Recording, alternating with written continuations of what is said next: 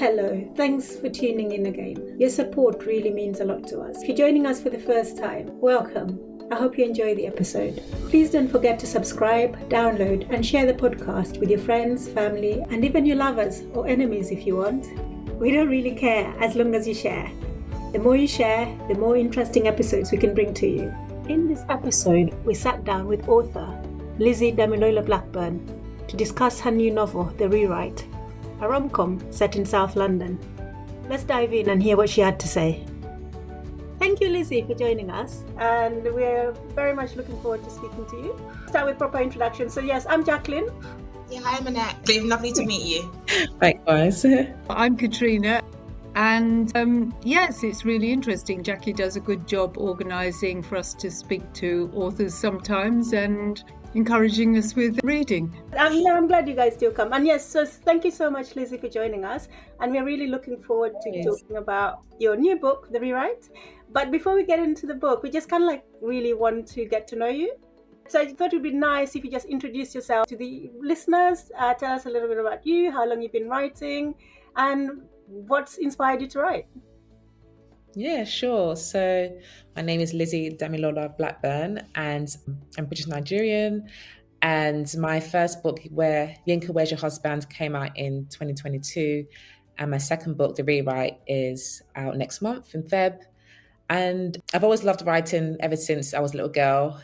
But when I was younger, I actually wanted to be a journalist. And, when I grew up and I went to uni, I ended up studying politics and international studies and ended up in the charity sector and didn't really think about, writing at all. And it wasn't until my mum, bless her, she was kind of asking me about my boyfriend and where's my husband and when I'm going to settle down. And that's what inspired Yinka's story, my first book. And it actually started off as a short story on a blog that I used to run. And it wasn't until I went to this blogging workshop and I met this amazing author and I wanted to get some feedback on my writing. So I shared Yinka's story with her. And in addition to giving me really constructive feedback, she was like, I really love this Yinka character. I feel like you should turn into a novel. And I guess the rest is history. 5-6 years later, I was able to get a 2-book deal with Penguin. And now I'm writing full-time as a writer. It sounds very, very simple, but it was definitely a roller coaster journey. Like it involved lots of rewrites, lots of tears, lots of hard work. But that's my journey in a nutshell. That's really interesting that, because sometimes when we have writers on here, they're like, I wanted to be a writer from when I was 2 years old. and then they persevere with it. But it's interesting to hear that you kind of wanted to be a writer and then you kind of just put it in the back of your mind and then just went on to do something completely different. But it also shows I guess if you have a passion for something, we always come back to it. So you're now writing full time? Yes, I am. Yeah. So what is your average day like as a full-time writer? Oh gosh, because I'm also a mum of a 1-year-old. It's such a joy. But I split my day into two. So my husband and I, we both kind of work for ourselves. So basically, I tend to wake up at around 6 a.m. And luckily, my son now sleeps until 10, which means I can get 3 hours in of writing before having to get ready and making breakfast and get him ready.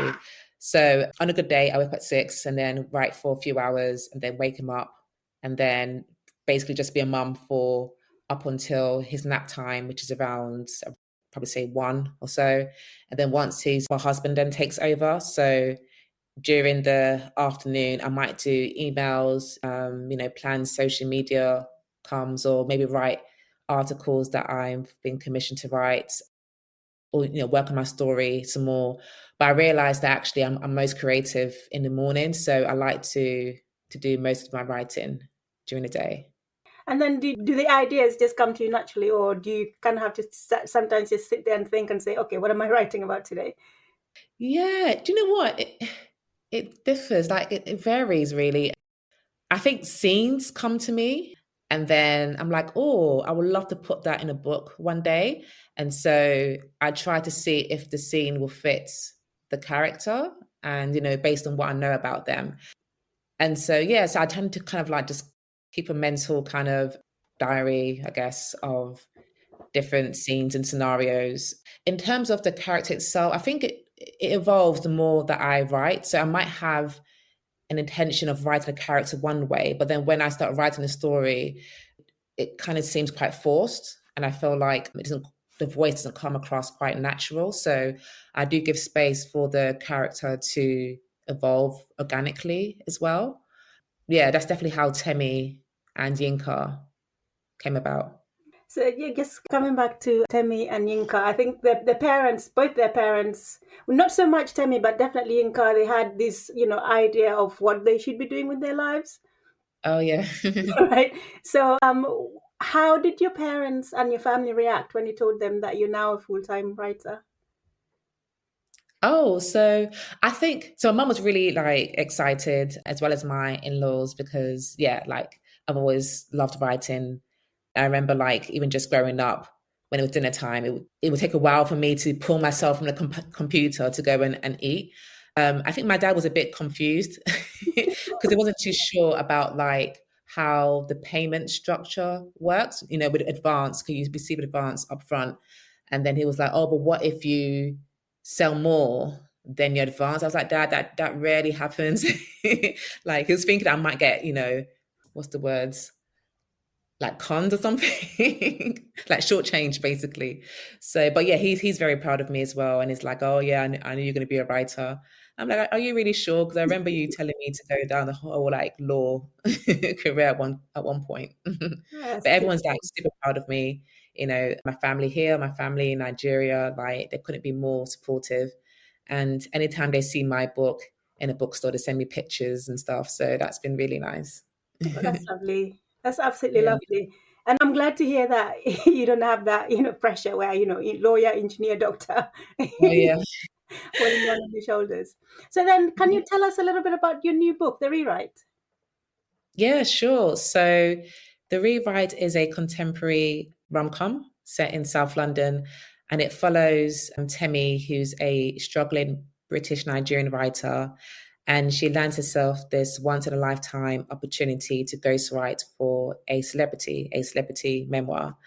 But then, to her surprise and horror, it ends up being her ex, Wale, who's fresh off a reality TV dating show called The Villa, cough, cough, Love Island.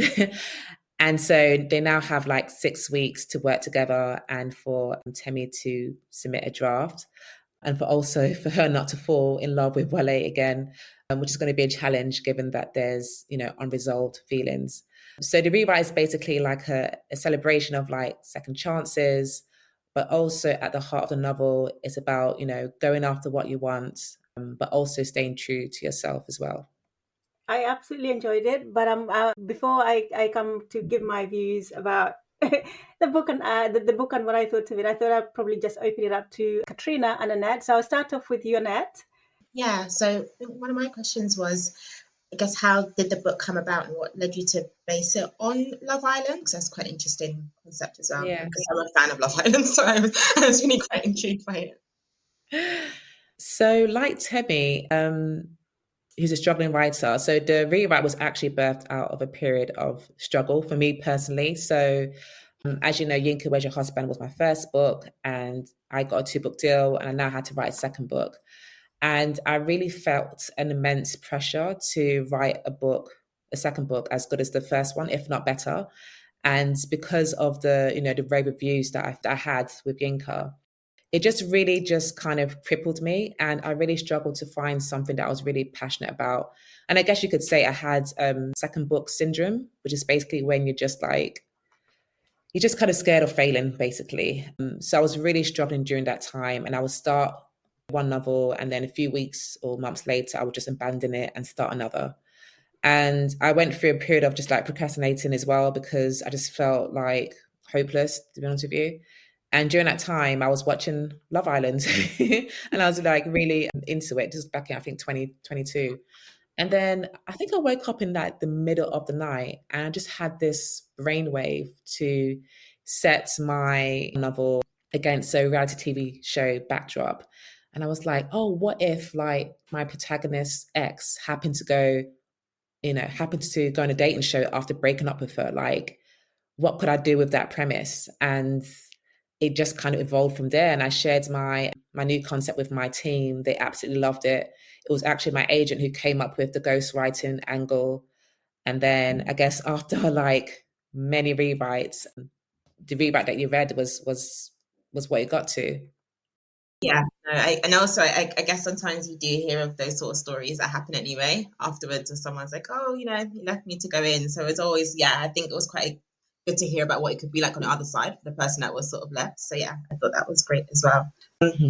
And like both your debut, You Encourage Your Husband, and then the rewrite, they do feature young women in their early 20s navigating romance and like just life. So who do you envision your target audience to be, and kind of what do you hope they take away from these stories? Yeah. I think given Temi is like at the beginning of her career, because she's like, what, 22?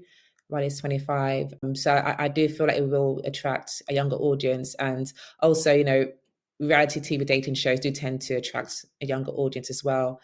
I have read a few reviews from older people that have said, some of the language went over my head, but they did appreciate, I guess, the heart of the story, which is all about, perseverance and still going after what you want, even after facing, multiple rejections. And I feel like that's something that everyone can relate to, regardless of your age, as well as having dreams and pursuing them, but also kind of staying true to your morals and your values as well. And I guess everyone loves a good, second chance love story as well. So I think it would definitely appeal to, the romance people. Also, you did make reference to how you kind of crafted the story around Love Island, and it was during a time like 2022 when you're watching it. I think that was also a very good season, actually. So yeah, don't blame you at all. But did you kind of face any challenges when writing about such a well-known reality TV show like that? There's so many franchises around the world as well now. So was there any challenges around that? I don't think so. I think actually that was the bit that I really enjoyed, and it made good research as well. Like, I didn't feel as guilty watching those shows, Love Island, Love is Blind. And I'm kind of just fascinated about the whole like reality TV world in general, and just like how it's not actually reality, because obviously it goes through an editing process. So there's a narrative that the producers want to create for each character, and just kind of seeing how the public responds to that as well. So I really enjoyed that aspect. If anything, the most challenging thing for me was I felt like I was writing multiple books in one book, because you have the rewrite my novel, but also within that you have the novel that Wildest Dreams, the one that Temi was very passionate about, but her age was unable to sell it. You have also Wale's memoir, which she's writing. Then you have Love Drive, which is the book that she told her agent that she'll write. And then there's another book, which I won't mention because it'll be a spoiler. So it was, and none of these books are actually complete. So I remember like when I would get my editorial notes from my editors, they would say, oh, we want to see more detail in regards to, Wale's memoir. Like, can you draw out a few of the chapters that she touches on? We know it's all in your head, just kind of pull it down the page. And I was thinking, no, it's not really in my head. Like, I'm not too sure what's going to be in this memoir. So that's what I found really challenging. I just felt like I was writing like multiple books in one. And lastly, another thing I really like, because I live in South London, and so and a lot of the references that you made, like I could like visualize it, which I thought was, that's what really drew me to it as well. And it, because it's set in South London and then within the Nigerian community, how do you think that your Nigerian roots help shape your storytelling? Yeah, I guess given that I'm Nigerian myself, it's very easy to kind of draw from my experience. And I guess I wanted to show like a varied experience as well, because like with Yinka, she came from a very traditional household. Her mum was religious, and had quite like high expectations in terms of like what she should be doing with her life. And I guess with Temi, I guess her parents are more laid back and liberal, and they are well off as well. Like they're quite affluent. So I just kind of wanted to show that we can be very different. Like we're not all the same. We're not a monolithic group. Yeah, so that was very, very important for me to do. Yeah, your character, Temi? has a very, in my view, interesting writing style and writing habit. I just wanted to know, did you yourself, I mean, what is your, do you have any routines for your own writing? When you eventually sit down to write, or do you follow Temi's style of writing? Yeah, good question. Do you know what? It varies. So normally I don't really tend to set myself word count targets. But now that I have a son, I feel like that's something that I have to do now to judge how productive my day is. I think before I would just say to myself, I'm going to sit down and try and write, finish a chapter in a day. But now, things are different. That's not always possible. Yeah, I don't tend to write with music though, because Temi, she tends to listen to music, but I'm like it when it's dead quiet. I think that's why I like to write in early hours, early morning, because it's quiet, no one's up. I start my day with devotion. I pray before I write, and then I just kind of get into it and hope for the best, really. And was your publishing journey a bit like Temi's, or was yours smooth sailing? As in, you got Yinka as your husband, you sent it off, and you had an editor, and done, published. So I didn't actually go through the traditional route of getting an agent. So normally we have to write synopsis and then query agents and then wait and then receive. Most writers will receive a few, if not a handful of rejections before they find one, if they find an agent. So in my case, I submitted my first chapter of Yinka Where's Your Husband for a writing competition run by the literary consultancy, and it's called Pen Factor. It runs every year, and to my surprise, it ended up winning. And then my agent, she was on the panel of judges, and basically we connected after the event. And to cut a long story short, after I sent her 50 pages of my manuscripts, and she offered me some, feedback, she offered me representation. So I was very lucky, but that's not to say that I didn't, experience any rejection before then, because I had applied to other competitions and got nowhere with it in the past. So I can relate to Temi in that aspect. In your book, The Rewrite, there's quite a few themes you touch on, like things about fat phobia, alcoholism, and the child carers issues. But Yeah. the way you put it across, it's quite lightly touched. What influenced your decision to sort of approach it in that way?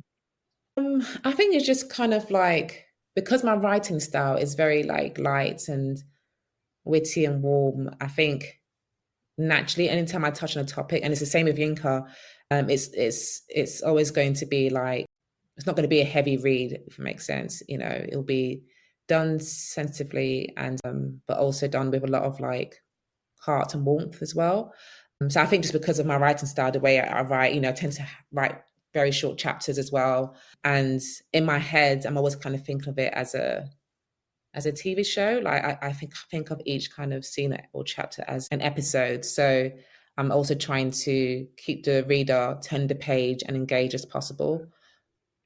Yeah, so I think just because of the way I write, it's going to turn out that way. I was interested when you were introducing yourself that you mentioned you'd worked in charities before, because that sort of clicked it together with it.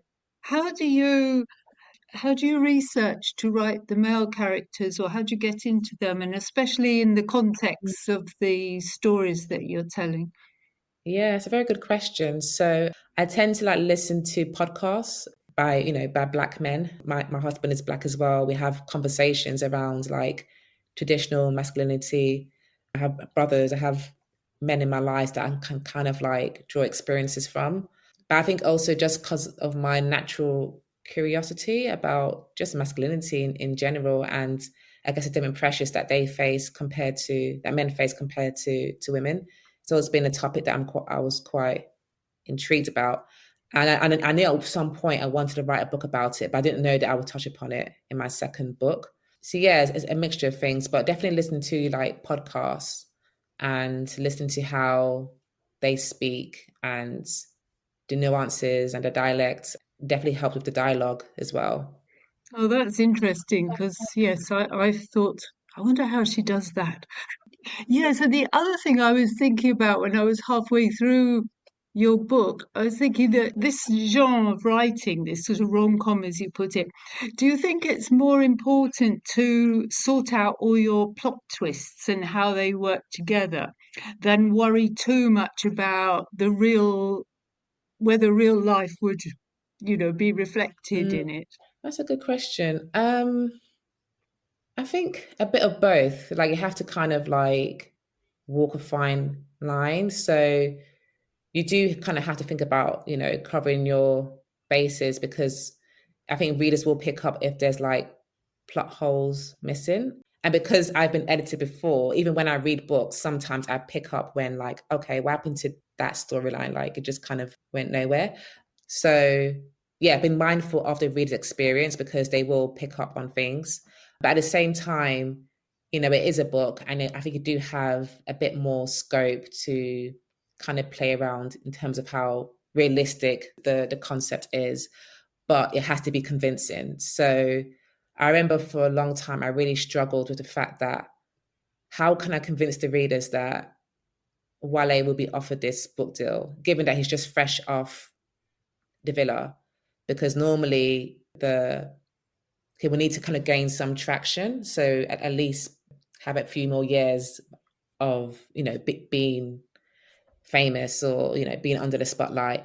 And my editors were like, okay, like, because I proposed that, okay, maybe we can do it in such a way where it happens a few years later, but then my editors was like, oh, then it kind of removes the urgency of the book and the readers won't care if they broke up years ago and now they're reconnecting.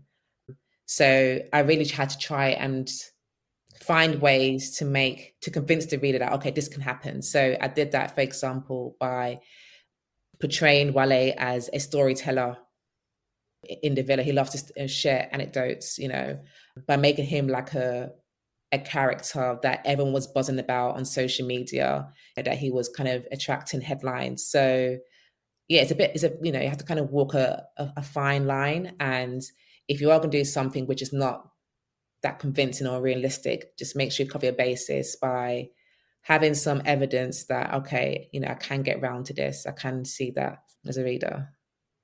I started thinking about how you'd actually go about writing it, and well, it would challenge me. So I think you've done well. Well, thank you. Just to follow on from that, I think in this book and as well as in Yinka Where's Your Husband, the characters, I found that the female characters really strong, and also their personalities really came out. And I was wondering whether or not you had specific people in mind when you were writing them, or whether or not they were based on your own personal journey. So for what the rewrite? Well, the rewrite, yes. So Temi, for example, and also in Yinka's case. Yeah. Oh, okay. That's interesting that you said that Yinka's strong because not a lot of people I have thought shared that she was. feedback. So I guess like in Yinka's case, like I mentioned at the beginning, like I drew from my own experience of feeling that pressure to settle down when I was in my early 20s and knowing, how it feels to kind of carry that. And also just being like a dark skinned woman as well. So, our troubles are the way we navigate life is going to be different from other people because of what comes with and dealing with things such as like colorism, for example. And it's funny because in Temi's case, when I was constructing Temi's character, I kind of wanted her to be very different from Yinka because I felt like Yinka was, quite insecure in terms of like how she looks like. So I wanted to create a character that's confident in the way that she looks. And whereas like Yinka is like skinny, I wanted to create a character that was plus size and confident. And I have a friend who's like that, and I just love that about her. Society tries to put plus size people down and tries to make them feel like less than just because that they're curvier. And why should that be the case? And so I really wanted to create a character that embodies that kind of ethos, and to normalize plus size representation as well, Because sometimes when they are in books or like in rom-coms, they tend to struggle with their weights, or their weight becomes like the part of the storyline, and part of their arc is, gaining more confidence. But for in Temi's case, I just wanted her just to be, really. I wanted her weight to be kind of like a side factor. And I deliberately didn't have any scenes where she has conversations, or Wale brings up her weight, because Wale sees her for who she is. And he tells her, so many times how gorgeous she is. And it's just the norm, really. So yeah, I just wanted to just normalize it, really, and to celebrate the plus size community. And I like that about the book, because you kind of just mention it, that she's a plus size woman, and then she's embraced it. And also, I guess, like, given the fact that I'm not plus size myself, I have to be kind of like, and it's not my experience, I do have to be sensitive in how I write her character as well. So if I'm writing a character that is very kind of insecure about her weight, and I'm not like that, I don't want it to give the wrong impression, if that makes sense. So that was also in the back of my mind too. And then Wale, and then his choice of friends. His choice of friends. I mean, I liked him as a character, but then at some point it was like, oh boy, just get on with it. Just get on with it. And with Temi as well, it's just like, guys, just make a decision. So how was the writing experience for you? Yeah, like it was really fun to write Wale's character. He's quite a complex character because, on one hand, he's very like confident and charismatic and charming, but in the same breath, like he does kind of struggle to be vulnerable and to show his emotions. So when I was writing his character, I had to bear that in mind when writing certain scenes. So I know for some readers, it might be quite frustrating when he says like he's fine and it's not, or when he doesn't tell Temi straight up, this is what is wrong with me. But we see it with many men. A lot of men are not open with their feelings, or they don't say outright, what's wrong. You really have to pull it out of them. And so I kind of wanted to make his character as realistic as possible. And I'm sure a lot of women can relate to Temi when they're like, just tell me, like, feeling frustrated. But I feel like Wale goes on a very interesting journey. He kind of has a masculinity complex, and part of that is because of societal conditioning. Boys are raised not to cry, not to show emotions, otherwise you are too soft, too sensitive, too weak. And also, given his African backgrounds, where you have to be a strong Black man, and then given he was cheated on and the person that the girl went off with looked like a real man, so he kind of like internalized all these kind of mixed messages, and it then kind of affects his psyche and how he shows up in a relationship, and in turn it ends up being emotionally unavailable. And so I just kind of wanted to write something that would really strike a chord with not just female readers who maybe have been in a relationship like that before, but also male readers as well, because my greatest ambition is for the rewrite to be read by men too. Your characters, which one would you say you've enjoyed writing the most? I think probably Wale's character was a lot of fun, just given just his playful nature. And I did really enjoy writing the banter between Temi and Wale too.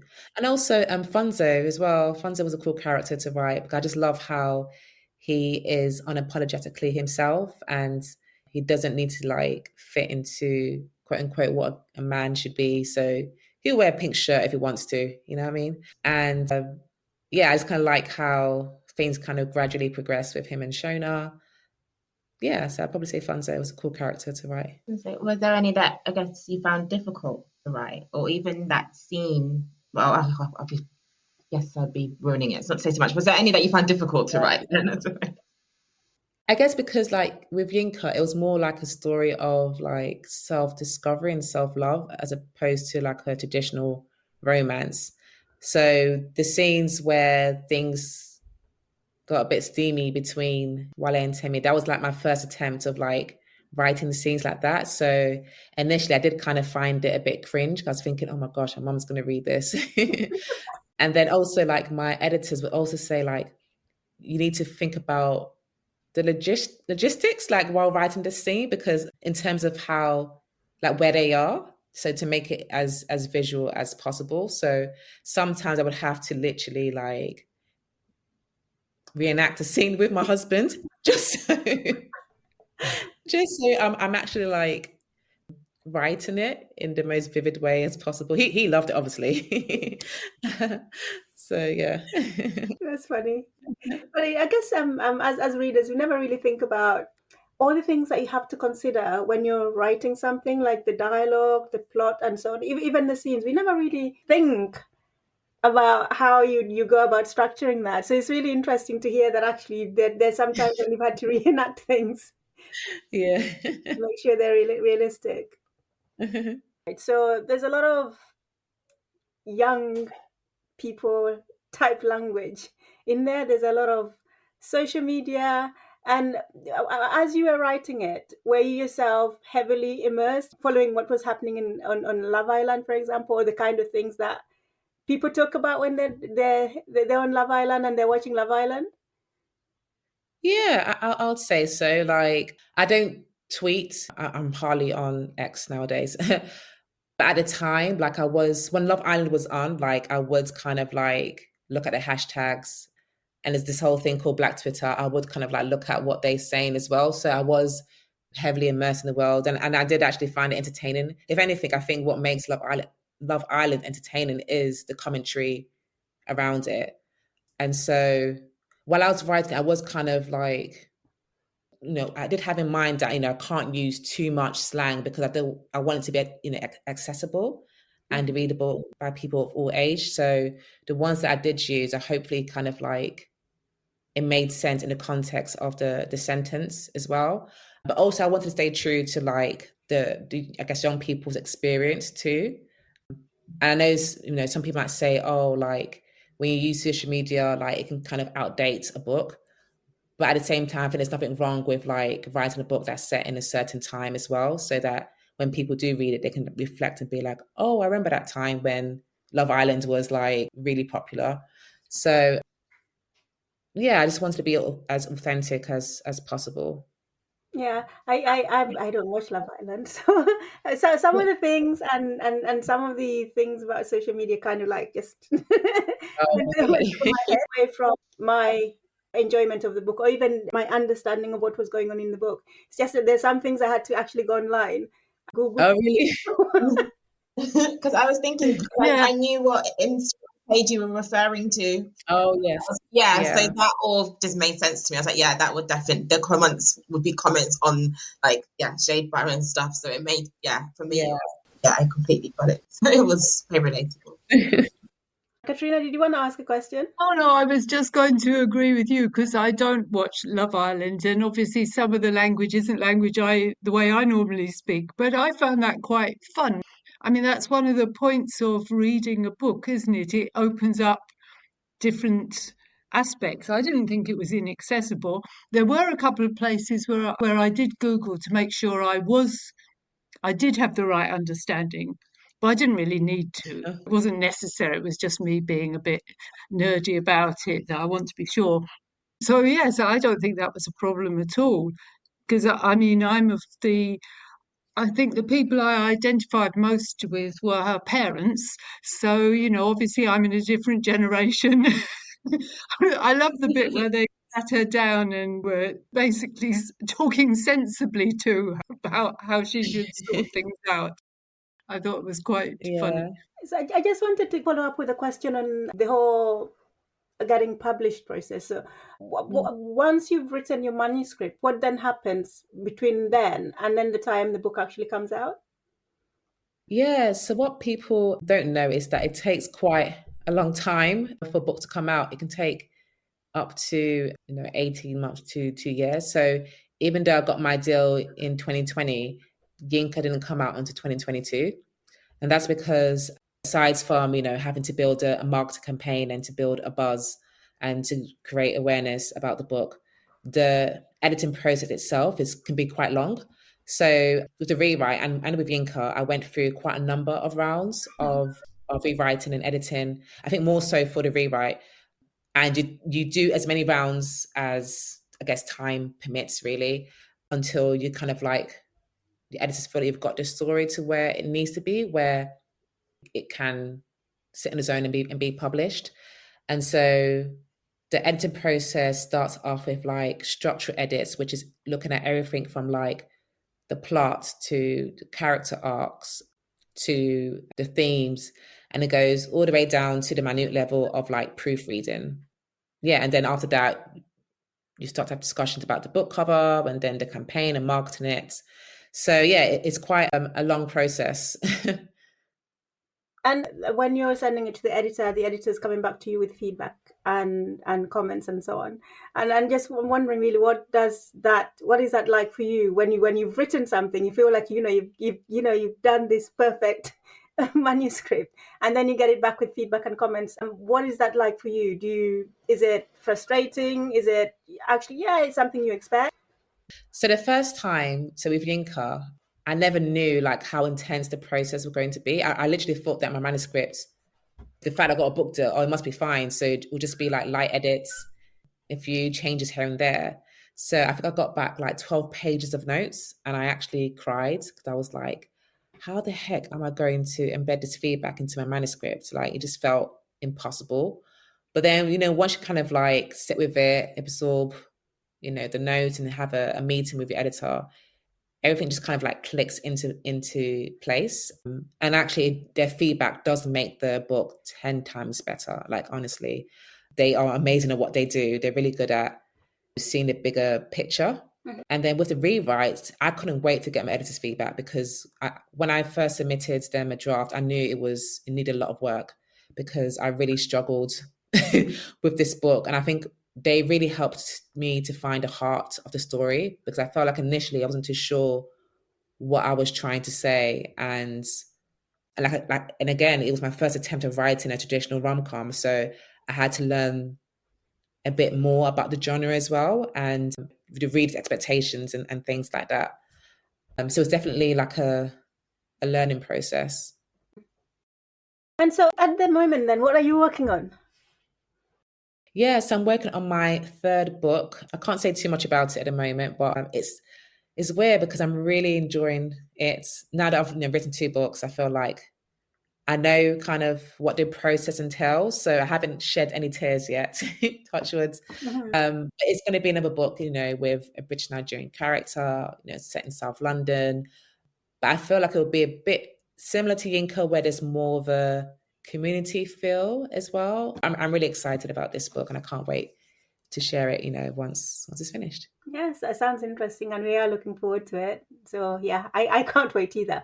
So then, if we have listeners who write and are interested in getting published at some point, what advice would you offer to someone who is struggling to actually get a deal, like Temi was in the book? So they've written the manuscript already, or they're writing? No, they've written. Well, either way, they've written and they're struggling to get someone to actually have a look at it and take them as an author, or be their agent, or someone who's just in the process of writing and then is going to be going through that process of trying to find an editor, agent, and so on. Yeah. So if they have already written a manuscript and they kind of like the stage where they're sending out their work and not getting any success, I would say you might want to consider maybe getting some editorial feedback. So there are some organizations that they do this, but there's a fee attached to it. So basically, I mentioned how I got like 12 pages of notes from my editor. They will do a professional editing. So they'll read your manuscript and they will give you like comprehensive feedback on how to improve it. And they'll look at everything from the structure to characters, plots. So it'll be really like in-depth feedback. I appreciate people have different financial circumstances. So maybe look into, I don't know, do you have any like maybe friends who maybe work in the industry or know someone who works in the industry, or just someone who likes to avid reader? I feel like avid readers can provide valuable feedback as well, to have a read of a manuscript and provide some feedback too. also consider maybe, applying for competitions like I did. So that was my way in of getting an agent. It's a way to get your work in front of experts and people who work in the industry. And even if you don't win, you can always ask for feedback. And in some cases, like in the past, some have kindly provided me feedback, which I've then gone on to embed. And I feel like that helped me to later win the literary consultancy competition. If they're at a stage where they're kind of like struggling to finish their manuscript, I'll say, learn as you go, like invest in yourself as a writer. So one thing that really benefited me was just like attending creative writing workshops, listening to podcasts on the craft of writing. There's one really good book called Story Engineering by Larry Brooks, which I recommend to all writers. It breaks down, how to write a story and the different ingredients that you need to create a compelling narrative. And I appreciate that people can be tight on time. So sign up to newsletters so that if you don't have the time to look for all this kind of resources, at least every single day you receive an email with like tips on writing.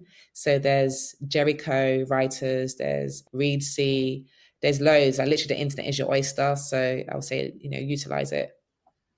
It was just one thing I noted. I don't really know anything about the whole like publishing process and how much editors and stuff help. So I know, again, not to give too much away, but like towards the end of the book, when like I think her agent comes with an idea, is that quite, how normal is that? Is that very like quite collaborative? If you are a bit stuck on something, you get quite a bit of support from just the team behind the scenes and what you can include in different storylines and that sort of thing. Was all just, I just assumed it's all just left to the author to just figure it out, but it seems like it's not. No, so one of the great things once you get a book deal is that you have a village of people that can help you. And so make use of your editor, your agent. Some agents just kind of like deal with like the business side of things, but with my agent, she also, provides editorial feedback as well. So yeah, they're able to kind of like brainstorm with you and provide ideas too. So yeah, there's scope for that. So the rewrite comes out in February, which is next month? Yes, so February 13th. Just before Valentine's Day. So people can get a copy. Love story, Valentine's Day. Yeah. So if our listeners want to find you, where are you on social media? Where can we get hold of you? Yeah, so I think the best place is probably Instagram these days. So I'm at Lizzie Dami Blackburn, and I'm occasionally on X, so at Damilola Lizzie. Okay, definitely. I'll add all of those links to the show note. So that's all the questions that we had for you. Are there any questions that you have for us? No, I just want to say thank you so much. So this is the first podcast I've done with people who have read the rewrite. So thank you so much, number one, for reading it and for your feedback this evening. And yeah, I really do appreciate it. Thank you very much. Thank you very much. It's always interesting to meet the person who's written something you've read and enjoyed and hear their side of it, really. So thank you very much. I absolutely enjoyed reading it. I think I read it in 2 days, and that just goes to show how accessible a book it is, and also how much I actually wanted to know what was going to happen next. It was a great read. Thank you. And appreciate it. I want to say thank you so much for taking the time out to come and talk to us, and cannot wait for the next book. Thank you. And thank you so much for listening. If you enjoyed this or any of our other episodes, please subscribe, like and share on Spotify, YouTube and Apple Podcasts. Till next time, bye bye.